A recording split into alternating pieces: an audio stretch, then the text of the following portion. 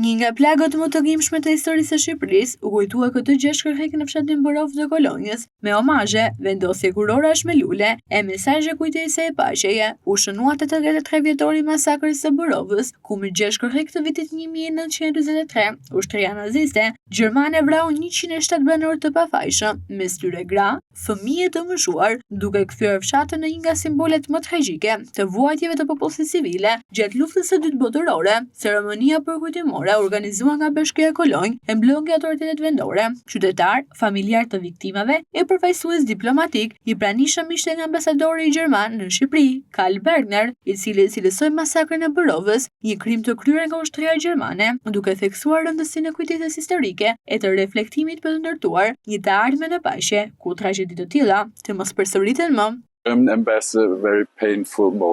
Ky është një moment shumë i dhimbshëm për ambasadën gjermane, sepse sot ne jemi këtu për të nderuar viktimat e masakrës gjermane që u bë nga ushtria gjermane më 6 korrik 1943. Është 83 vjetori nga momenti kur 107 burra, gra dhe fëmijë u vran, dhe kjo është e dhimbshme për mua, pasi ndaj dhimbjen e popullsisë këtu, për familjet që jetojnë dhe që u prekën nga fakti se nuk mundën t'i shohin gjyqërit, xhaxhallarët apo tezet e tyre, vëllezër që nuk rriten e të tjerë. Është e dhimbshme edhe për mua si ambasador, sepse kjo ka ndodhur në të popullit gjerman.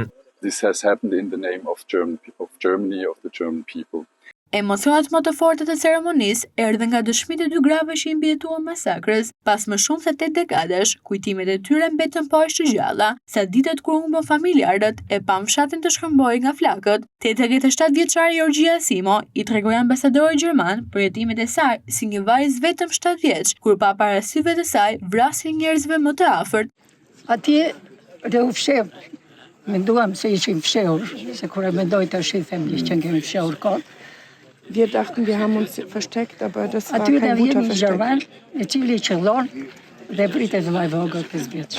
Und da kam ein Deutscher und hat meinen 5-jährigen Bruder erschossen. Motra e madhe e merr në krah dhe nëna na merr dhe na ka ecër. Nuk ra thot asnjë fjalë dhe këtë e mendoj gjithmonë. Die Mutter hat gar kein Wort gesprochen. Kalojmë poshtë urës, sipër urës na del një gjerman tjetër, i cili qëllon me automatik. Bei der Brücke hat ein weiterer Deutscher sie aufgehalten. Da wurden die Schwester, die Mutter und der andere Bruder. Plagosje të lehtë. Und ich hatte nur eine kleine Verletzung. Me vllain të vdekur në krah, kalon përpara. Kurse unë e ndjek nga mbrapa. Futemi në një familje, ishte një derë e madhe, një shtëpi e errët. Po motra absolutisht nuk më thot asnjë fjalë dhe këtë kam gjithmonë që them si është e mundur që nuk folëm asnjë fjalë gjatë kësaj Wir haben gar kein Wort miteinander ausgetauscht und das überlege ich die ganze Zeit. Ajo del më përpara. Dhe ajo vritet. Kurse unë dalë më vonë. Një tjetër e mbijetuar sot 90 vjeç, rrëfeu me lot në sy se ishte vetëm 6 vjeç, kur humbi baban, e pa ushtarë gjerman të pushkatonin banorët e fshatit. Ajo kujto ditët e tmerrit, trupat që mbetën të pavarrosur, për ditë të tëra e për pikjet e familjes së saj, për t'i shpëtuar vdekjes, mes flakëve që përpin Borovën.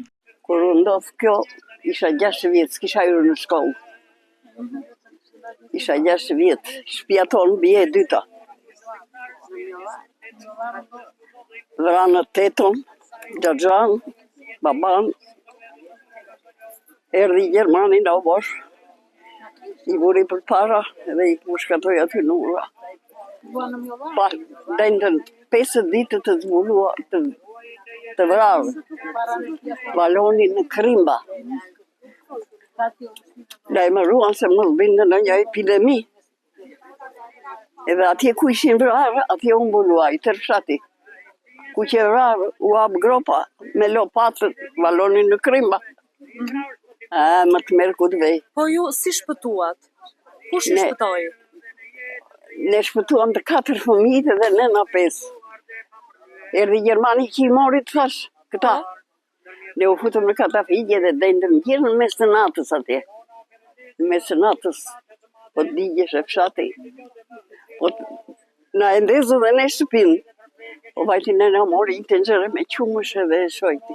Masakra e Borovës mbetet një nga krimet më të rënda të kryera ndaj popullsisë civile në Shqipëri gjatë luftës së dytë botërore, e ke pas 83 vitesh, kujtesa për 107 viktimat vijon të mbahet gjallë si një thirrje për të mos harruar të shkuarën e për të mbrojtur paqen e dinjitetin njerëzor.